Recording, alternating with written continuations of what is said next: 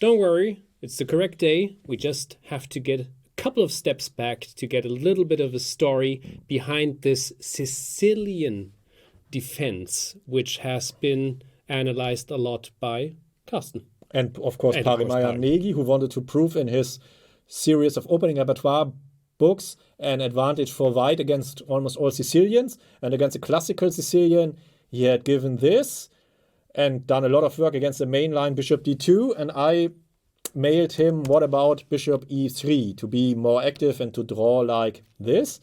And then he came up with an amazing idea, and fortunately for me, an even more amazing refutation of his own idea. When I got that email, I really fell off my chair. Okay, he had the idea to win like this, to provoke an exchange of the bishop pair. Yep. Okay, I thought this should be a draw as well, because black is extremely active and white has the weaknesses, but it's not so clear, and my variation had continued with rook h1. Maybe it draws as well, but his idea is much better. Rook g2, and the idea is to activate the king.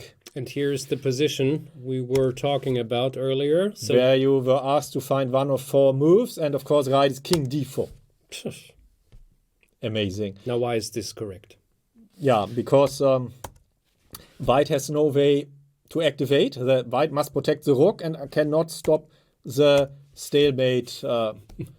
This was really, when I got that, I was extremely impressed. And it's of course much better than my drawing proof. And for an opening proof, really amazing. And we have a midboard stalemate and the 34th move at the end of this opening analysis. And so probably black can defend. But of course, it's more difficult to make winning proofs in opening analysis, because most probably chess is a draw. So his project to prove white advantages against all Sicilians was of course very ambitious, but his refutation here was really amazing. Of course, much better than my analysis and more beautiful, without any doubt. Carsten, so humble.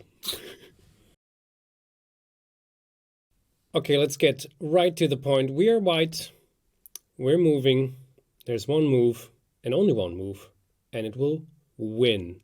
Well, that's a bit of a surprise, isn't it? Yeah, it looks like white is winning in many ways. It has the structural advantage of the extra exchange. Black's king is cut off, and so it should be a trivial win, but it's not the case. White must be very precise here. What was the point of C.D. Meyer's study?